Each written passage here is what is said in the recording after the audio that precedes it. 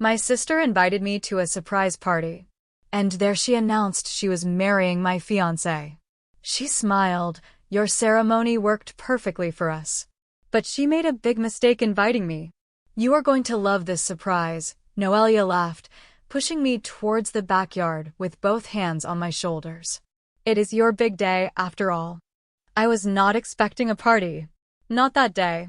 Not at that moment.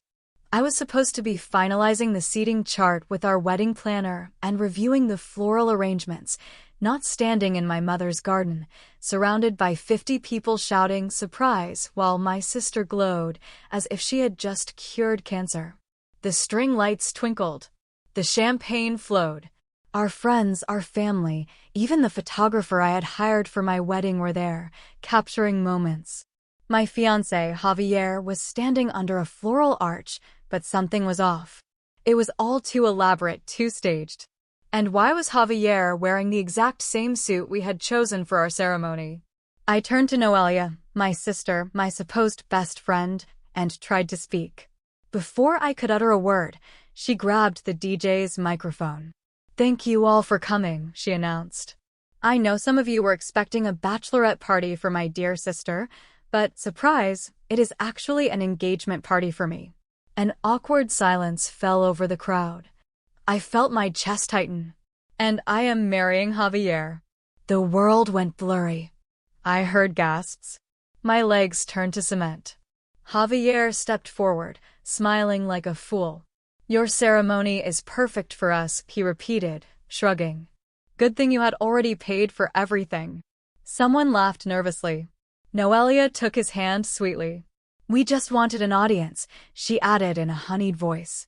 That is when I knew they had planned it together. The stolen date, the venue, the guest list, even the food I had paid for. I did not scream. I did not cry. Instead, I walked up to Javier, smiled, and handed him a small wooden box. Open it later, I whispered and turned away. But my cousin, Martina, was curious.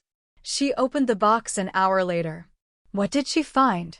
The deed to the cottage I inherited from my grandmother Teresa, in my name, signed 2 years ago. And that was not all.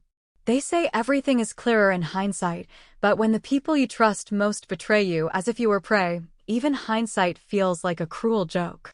A week before the surprise party, Noelia was at my apartment, barefoot, drinking wine as if everything was fine. She was wearing my sweatshirt, not borrowed, stolen, just like so many other things she had slowly absorbed from my life. You are so lucky, she said, flipping through my wedding planner. Javier is a catch. She smiled, but her eyes did not. I chalked it up to envy. Now I know it was a sign. For years, I was her safety net. When she dropped out of art school, I got her a job at my office. When she maxed out her 3rd credit card, I helped her make a budget. When she cried after her 3rd breakup in 6 months, I was the one who picked her up, fed her, and let her sleep on my couch. I gave, and she took. When I got engaged, she cried more than I did. She said they were tears of joy. She insisted on helping with every detail. It is your big day, she would say, while convincing me to let her handle the calls to the vendors, the flower orders, even the venue visits. It will be less stress for you. And I, exhausted from work, grateful for her help, let her. But looking back, it all feels like surveillance, someone appropriating what was not theirs. 3 weeks before the party, I noticed Javier was becoming distant. Not cold, just evasive. When I asked about the tuxedo fitting, he said, "Whatever you want, honey." When I mentioned writing our vows, he changed the subject. I thought he was overwhelmed. Weddings are complicated. I did not want to be a nag. Meanwhile, Noelia was practically living at my apartment, saying she was so excited to see it all come together. One night, she was in my closet, trying on my wedding shoes. She twirled in front of the mirror. I just wanted to see how they look in pictures, cold, you never know with white heels. I laughed too, but something twisted in my stomach. Then, the venue called. "Hello, am I speaking with Noelia?" "No," I replied. "I am her sister, the bride." There was a pause. Oh, I am sorry. We have been dealing primarily with a Noelia from Guajo for the final arrangements. I stared at the wall. My heart dropped to the floor. Final arrangements. Yes, the deposit has been paid. The menu is confirmed. The ceremony date has been moved up to Saturday. Sorry, what date? Saturday. My date. I hung up mid-sentence. My fingers were ice cold. I opened the joint wedding account, almost empty. 10,800 euros gone, marked as event costs. And Javier had just sent Noelia a bizum of 480 euros with the message for the dress. That night, I called him. Javier, did you approve the change of venue date? He was silent. Then he said, Noelia handled it. She said you were overwhelmed. My stomach churned. Are you telling me you gave her control of our wedding? He sighed. She is your sister. She said you had approved it. My hands were shaking. My heart was pounding in my chest. And the money. We just moved some things around, he replied casually. Do not overreact. I did not scream. I did not cry. I sat at my desk, opened the drawer, and took out an envelope labeled Grandma's Lake House deed. The one thing Noelia always believed was still pending. The one thing I never told her was already mine. 2 years ago, when Grandma Teresa passed away, she left me her lake house. Noelia, who was abroad at the time, did not even show up for the funeral. She never knew I had already legalized the deed, paid in full, in my name. I was not planning to reveal it yet, no. But now it would be the first domino to fall. My family always said Noelia was the light of the room, the charming one, the spontaneous one. I was the organized one, the stable one, the boring older sister. Funny how the boring one was the one who built the wedding, paid for the venue, financed the honeymoon, chose the dress, bought the ring insurance. And funny how the charming one took it all. But what Noelia did not know, what no one knew, was that I was done being quiet. They were going to have their moment, and I was going to rewrite the script. The backyard glowed like a dream. String lights, rose petals scattered down the aisle, a string quartet softly playing the exact song I had chosen 6 months ago, our song, or so I thought. Noelia was under the floral arch I had designed, in a dress almost identical to mine, stitch for stitch. Beside her, Javier, in the suit I had bought and chosen with him. He looked calm, even haughty. The guests, mutual friends, family, coworkers, were seated like an obedient audience. Most did not know. Some did, I saw it on their faces as I entered. Because I did not just enter. I arrived. All in black, long coat, hair up. Serene, firm, not broken anymore. No tears, no confusion. I walked straight down that aisle as if I owned it because, in every important way, I did. The gasp spread like sparks in dry grass. Noelia's face lost its color. Holding Javier's arm, her hand trembled. Javier blinked, forcing a half smile. I did not expect to see you here, he said lightly. Oh, I replied, stopping under the arch, I would not miss it. After all, I planned it. The silence was total. Then, I turned to the audience. I want to thank you all for coming. I know many of you were invited under misleading circumstances, so let's clear things up, shall we? I took a deep breath. This wedding, the venue, the guest list, the catering, the musicians, it was originally for me and Javier, my fiancé, until I discovered exactly 1 week ago that my sister and my fiancé decided my wedding suited them better. Someone whispered, "What is happening?" Some guests shifted uncomfortably in their chairs. Noelia stepped forward. This is not the time, okay? We did not want it to happen like this. I held up a hand. Do not even pretend it was an accident. You confirmed contracts without my permission. You emptied our joint account. You impersonated me with the vendors. You knew exactly what you were doing. I loved him, Noelia said quietly with a tremor. Did you love the idea of taking something that was not yours? I said coldly. Javier sighed, as if he were the victim. Look, we did not want to hurt you. Honestly, We just wanted to be happy. I laughed without kindness. You wanted an audience, I said. You wanted applause, but all you have built is a set. Hollow walls and rented flowers. Then, I reached into my coat pocket and pulled out a slim black box. I handed it to Javier. Open it later, I said softly, or let someone else do it. Either way, it is yours now. Noelia narrowed her eyes. What is in that box? I smiled. Proof. Then, I turned back to the audience. My grandmother Teresa left me her cottage, I said, raising my voice. Some of you have been there. The lake house with the white shutters. Noelia always wanted it. She told everyone it was still in probate. But it was not. I pulled out a folded document, the deed, and held it up. It has been in my name for 2 years. I paid the taxes, I renovated it. I kept quiet because I thought, naively, that family would respect boundaries. I was wrong. I turned to Noelia. As of this morning, it is on the market as a luxury rental. And guess what? You are not on the list. More gasps, even a guest clapped before stopping abruptly. Noelia's hands were shaking. Are you doing all this to humiliate me? No, I said. You did that to yourself. I am just making sure the final credits are set straight. Javier had already opened the box. Inside, a framed photo of my grandmother and me at the house, standing in front of the sold sign. Behind it, the deed, dated, notarized, with witnesses. He turned pale. She left it to you, he murmured. Yes, I said, and now it is the only part of my life you will ever touch. Then I turned to my parents. My mother was pale. My father avoided my gaze. You knew, I said quietly. Right. My mother blinked. We thought it was just a gesture. Noelia said you were too overwhelmed to keep planning. We did not want to interfere. I took a slow step forward. You watched as your eldest daughter was publicly erased, and you applauded. My father stood up. That is enough. Are you turning this into a spectacle? Oh, Dad, I said, letting out a dry laugh. This was already a spectacle. I am just giving it a better script. Noelia rushed towards me suddenly, her voice trembling. Do you think this makes you better than me? That you are the victim?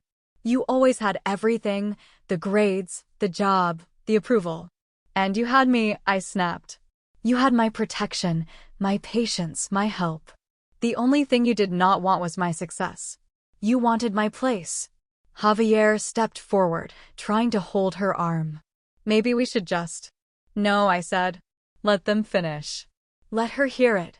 Noelia, I said, now in a calm, almost eerie voice. You did not steal a man. You stole my time, my decisions, my trust. And you threw it all out to the public as if it were confetti. She opened her mouth to speak, but I was already walking away. As I reached the edge of the lawn, I turned one last time. To everyone watching, I said, enjoy the show. Because when this falls apart, and it will, remember who had the blueprints. Then, I walked into the night. No tears, no regrets, just silence behind me, until a soft, small voice called out to me. It was my cousin Martina, the same one who always made me cards for my birthday, even when no one else did. You were the real bride, she whispered. I smiled. Yes, I replied, and now it is my turn to write a news story. 2 days. That is how long it took for the news to explode on social media. A former coworker posted a blurry video of the ceremony. It captured everything, my walk down the aisle, the confrontation, Javier opening the box, the guests gasping. 320,000 views in 48 hours. The caption, when your sister steals your fiancé and you get the grand finale. I did not upload it, or comment, or even watch the whole thing. But I saw what came next. Noelia's Instagram went silent. Javier deleted his account completely. By Monday, the vendors were calling me directly. The venue, the florist, even the caterer, they all wanted to confirm if I would still be using their services. Apparently, Noelia and Javier had promised alternative forms of payment that never existed. Guess who got stuck with the final bills? Not me. I sent an email to everyone with copies of the official report, deceptive actions, unauthorized use of my personal information, digital records, financial history. Oh, and screenshots of the email Noelia created using my identity without permission. A beginner's mistake. It turns out she had used my old Gmail template and just changed the name. I did not press charges. I did not have to, because her life was already unraveling, stolen thread by stolen thread. The venue blacklisted her. The florist posted a critical message on their Instagram stories about people who were not sincere. Even the photographer shared a behind-the-scenes story, a silhouette of me walking away, dressed in black, with the caption, "True elegance does not make noise, it just leaves an echo." I moved out the following week. Not because I had to, the apartment was mine, but because I wanted a fresh start. So I packed everything that still felt like mine and left the furniture I had once chosen for us to gather dust. I let Noelia and Javier fight over it like the ashes of the fire they started. My new home, the lake house. Yes, that house. I moved in alone. I brought my books, my dog, my record player. No apologies, no explanations, just peace. For the first time in years, I could hear my own thoughts. And you know what I discovered? I was not sad. I was free. My mornings were no longer filled with making breakfast for others or checking someone else's calendar. I did not have to make room in the closet or pretend to take out 3 times a week. I did not have to chase affection or justify my joy. I was rebuilding myself, not from scratch, from strength. Noelia tried to call me 3 times. I did not answer. She sent a message, "Can we talk, please?" I deleted it. She even showed up at the house one night, standing by the gate with a tragic expression, as if she were the one left at the altar. "I did not want it to go this far," she said. I looked at her from the porch. "You rehearsed it," I replied. "You wore a white dress and printed invitations." She opened her mouth, but I cut her off. "You did not fall," I said. "You jumped. And you thought I was going to catch you like I always did." She blinked. "But I will not," I added softly. "Not this time." Then I turned around, went inside, and locked the door. She has not been back. My parents, they tried to mediate. Dad left me a voicemail that said, "She is your sister. You only have one." I sent him a photo of the bills she had forged. He did not reply. Mom wrote me a long, emotional, dramatic email about family forgiveness and how it was not really Noelia's fault. I replied with this single sentence: "If you cause a storm and someone gets wet, it is not the rain's fault." I have not heard anything else from them, but I have heard from others. 2 cousins wrote to me. One apologized for clapping at the wedding. The other sent me a bouquet, the same one I had ordered for myself. She said she wanted to send me what should have really been mine. My boss at work gave me a promotion. Apparently, maintaining dignity in the midst of a public scandal can be translated as leadership in a crisis. Who knew? I started therapy not because I was broken, but because I wanted to build better walls, boundaries. Not to keep people out, but to protect the parts of me I had buried for others, like my ambition, my creativity, my peace. I started painting again. I had stopped when Javier said, "It is a bit of a messy hobby, is it not?" Now I hang my works on the walls of the lake house, and they are beautiful. Last week, I had dinner with an old friend, someone I had not seen since college. We talked for hours, we laughed like teenagers again.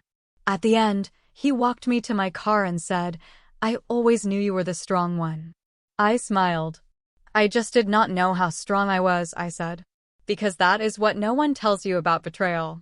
At first, it feels like fire, all-consuming, wild, but when the smoke clears, you see who you really are.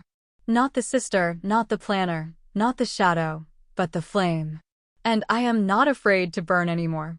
I never received a proper apology. Not from Noelia, not from Javier, not even from the parents who applauded when my future was hijacked in front of a live audience. But I did not need one because I stopped needing permission to exist. The old me would have pleaded for understanding.